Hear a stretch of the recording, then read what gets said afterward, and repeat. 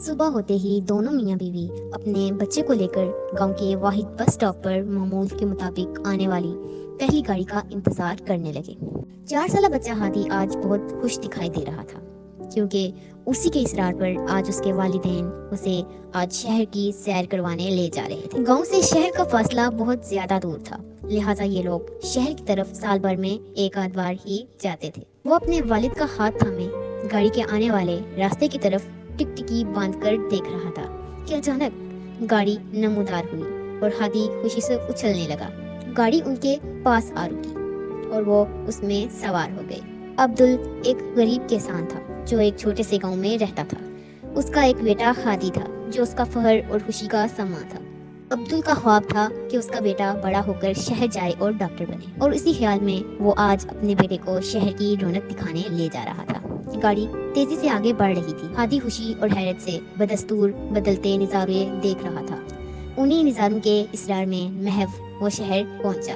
وہ اگلی گاڑی پر بیٹھے اور شہر کے خوبصورت پارک کا رخ کیا۔ تیزی سے گزرتی گاڑیاں ہادی کی نگاہوں کا مرکز تھی۔ کچھ دیر کے بعد وہ پارک میں داخل ہوئے، جہاں بہت سے بچے کھیلتے کودتے دکھائی دے رہے تھے۔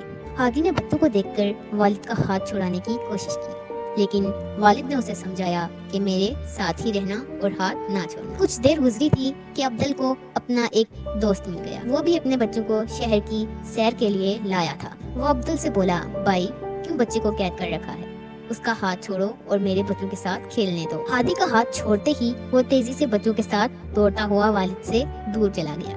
عبدل اور اس کی بیوی وہیں کی بینچ پر عبدل کے دوست اور اس کی بیوی کے پاس بیٹھ گئے۔ دوڑتے دوڑتے بچے پارک کے مین گیٹ تک پہنچے اور گیٹ سے باہر دوڑتی گاڑیوں کو شوق اور حیرت سے دیکھنے لگے۔ جی بھرا تو ایک بچے نے تجویز کی کہ چھپن چھپائی کھیلتے ہیں، جسے تمام بچوں نے فوراً قبول کر لیا۔ ایک بچے نے آنکھیں بند کر کے گنتی شروع کی اور باقی بچوں کی طرح ہادی بھی دوڑ کر چھپنے کی جگہ ڈھونڈنے لگا۔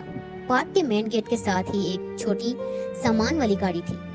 ہادی دوڑتا ہوا اس گاڑی کے سامان کے اندر چھپ گیا۔ کافی دیر ہوئی، کوئی بھی بچہ اسے ڈھونڈنے نہ پہنچا کہ اچانک گاڑی کا انجن سٹارٹ ہوا۔ اس سے پہلے کہ ہادی کچھ سمجھ پاتا، گاڑی تیزی سے آگے بڑھنے لگی۔ وقت کافی ہو چکا تھا۔ عبدل کی بیوی نے بولا کہ اب ہمیں بچوں کو لے کر آگے چلنا چاہیے۔ انہوں نے اپنے بچوں کو اکٹھا کیا، لیکن ہادی کا کہیں بھی نام و نشان نہ ملا۔ بچوں کو بھی اس کا کچھ علم نہیں تھا۔ بچوں نے بتایا کہ ہم اسے ڈھونڈ نہیں سکے، وہ کہیں چھپ گیا تھا۔ والدین کی پریشانی بڑھتی گئی، وہ سب مل کر اسے ڈھونڈنے لگے۔ پورا پارک چھان لیا، لیکن ہادی کا کچھ پتہ نہ چلا۔ والدہ نے صبر کا دامن چھوڑا اور روتے ہوئے بچے کو آوازیں دیتی ڈھونڈنے لگی۔ پارک میں موجود ہر ایک شخص سے پوچھا، لیکن کسی کو بھی معلوم نہیں تھا۔ باپ بھی اب مزید صبر نہ کر سکا اور وہ بھی رونے لگا۔ اسی حالت میں وہ گیٹ سے باہر نکلے اور سڑک پر تیزی سے آگے بڑھتے ہوئے ہادی کو تلاش کرنے لگے۔ عبدل کے دوست نے ایک گاڑی روکی اور وہ اس پر سوار ہو کر تھانے پہنچ گئے۔ رات ہو چکی تھی، لیکن ہادی کی تلاش جاری تھی۔ پولیس نے ہر ممکن کوشش کی، لیکن وہ ہادی کو نہ ڈھونڈ پائے۔ گاڑی تیزی سے آگے بڑھتی رہی۔ ایسا لگتا تھا کہ یہ نہ ختم ہونے والا سفر ہے۔ ہادی ڈر اور خوف میں روتا رہا، چلاتا رہا، لیکن اس کی آواز کسی کے کانوں میں نہ پڑی اور آخر اسی ڈر و خوف میں وہ بے ہوش ہو گیا۔ تیسرے دن صبح فجر کی اذان کے شروع ہوتے ہی گاڑی ایک بڑے شہر میں ایک بڑے پلازے کے سامنے رکی۔ ڈرائیور گاڑی سے اترا اور تیزی سے پلازے کے اندر داخل ہو گیا۔ کافی گزرنے کے بعد کچھ مزدوروں نے سامان اتارنا شروع کیا۔ اسی دوران ایک مزدور کی نگاہ ہادی پر پڑی، جو پسینے میں شرابور بے ہوش پڑا تھا۔ اس نے جلدی سے ساتھیوں کو آواز دی اور فوراً ہادی کو اٹھایا اور دوڑتا ہوا پلازے کے اندر لے گیا۔ انہوں نے ہادی کو ایک کمرے میں چارپائی پر لٹایا اور اسے پانی پلانے کی کوشش کی، لیکن بچے کو ہوش نہ آیا۔ ایک مزدور کے مشورے پر وہ بچے کو ہسپتال لے گئے۔ ڈاکٹر نے ڈرائیور سے سوالات کیے، لیکن وہ جواب دینے سے قاصر تھا۔ ڈرائیور ایک برا شخص تھا جس پر سبھی کو شک تھا۔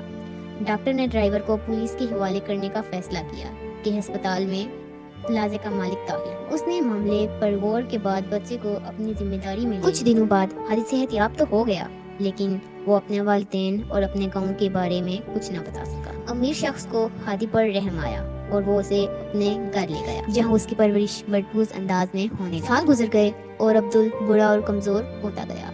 اس کی بیوی غم سے مر گئی تھی اور اس کی دیکھ بھال کرنے والا کوئی نہیں تھا۔ ٹرمینل کینسر کی تشخیص ہوئی اور ڈاکٹر نے اسے بتایا کہ اس کے جینے میں صرف چند دن باقی ہیں۔ اس کی خواہش تھی کہ وہ مرنے سے پہلے اپنے بیٹے کو آخری بار دیکھ سکے۔ عبدل مایوسی میں اپنے آخری وقت کا انتظار کرنے لگا کہ ایک NGO نے اس کا علاج کروانے کی ذمہ داری لی۔ ایک دوسرے شہر بڑے ہسپتال میں لے گئے۔ عبدل آپریشن تھیٹر میں اسی مایوسی کے عالم میں لیٹا تھا۔ کہ ڈاکٹر آپریشن کی تیاری کے ساتھ آپریشن تھیٹر میں داخل ہوا۔ وہ عبدل کی ہمت بڑھانے لگا اور اس سے خوشگوار انداز میں گپ شپ کرنے لگا۔ عبدل نے اپنے بارے میں سب بتایا اور اسی دوران اس نے بتایا کہ اس کا واحد بیٹا سالوں پہلے کھو گیا تھا اور اس کی آخری خواہش یہی ہے کہ وہ ایک بار اپنے بیٹے کو دیکھ لے۔ وہ بولا خبر نہیں کہ وہ زندہ بھی ہے یا نہیں، اور وہ بے اختیار رونے لگا۔ ڈاکٹر حیرانی سے عبدل کی باتیں سنتا رہا۔ ڈاکٹر نے کافی دیر سوچنے کے بعد اپنا اور عبدل کا DNA ٹیسٹ کروانے کا فیصلہ کیا، اسی امید کے ساتھ وہ جو سوچ رہا تھا وہ سچ ہو، کیونکہ دونوں کی کہانی ایک جیسی۔ ڈاکٹر ہادی نے خون کے نمونے لیے اور لیب میں چلا گیا۔ ہادی تیز قدموں سے چلتا ہوا آپریشن تھیٹر میں داخل ہوا۔ اس نے مسکرا کر عبدل کو گلے لگا لیا۔ آنسو اس کے چہرے پر بہہ رہے تھے۔ عبدل کو کچھ سمجھ نہیں آیا۔ ہادی بے اختیار زارو قطار رونے لگا اور روتے ہوئے اس نے عبدل کو بتایا کہ آپ کا گمشدہ بیٹا میں ہوں۔ یہ سنتے ہی عبدل جھٹکے سے اٹھ کر کھڑا ہو گیا، جیسے اسے ایک نئی زندگی مل گئی۔ دونوں باپ بیٹے گلے ملے اور کافی دیر اسی حالت میں روتے رہے۔ عبدل نے کہا ہادی میرے بیٹے، تم واپس آ گئے، میں تمہیں دیکھ کر بہت خوش ہوں، تم بڑے ہو کر ایک اچھے آدمی بن گئے ہو۔ ہادی نے کہا بابا مجھے افسوس ہے، مجھے آپ کو چھوڑنے کا افسوس ہے، آپ کو تکلیف دینے کے لیے میں معذرت خواہ ہوں، مجھے معاف کر دیں۔ وہ فرش پر بیٹھ گئے اور گھنٹوں باتیں کرتے رہے۔ ہادی نے عبدل کو اپنی زندگی، اپنی بیوی اور بچوں، ڈاکٹر کے طور پر کام کرنے کے بارے میں بتایا۔ عبدل نے ہادی کو گاؤں میں اپنی زندگی، بیوی کی موت اور اپنی بیماری کے بارے میں بتایا۔ وہ ہنسے اور ایک ساتھ روئے۔ ماضی کو یاد کرتے ہوئے عبدل نے اپنے بیٹے کے چہرے کی طرف دیکھا جو پرسکون تھا۔ اس نے اپنے دل میں محبت اور شکر گزاری کی لہر محسوس کی۔ اس نے سرگوشی کی اللہ تیرا شکر ہے کہ مجھے اپنے بیٹے کو دوبارہ دیکھنے کا موقع ملا، اس نعمت کا شکریہ۔ اس نے آنکھیں بند کی اور آخری سانس لی۔ ہادی نے دیکھا کہ اس کے والد ہل نہیں رہے۔ اس نے نبض چیک کی اور معلوم ہوا کہ ان کی روح پرواز کر چکی ہے۔ اس نے اپنے باپ کی لاش کو بازوؤں میں پکڑا اور اونچی آواز میں اپنے باپ کو پکارنے لگا، اور یوں گمشدہ باپ بیٹے کی پہلی اور آخری ملاقات اختتام کو پہنچی۔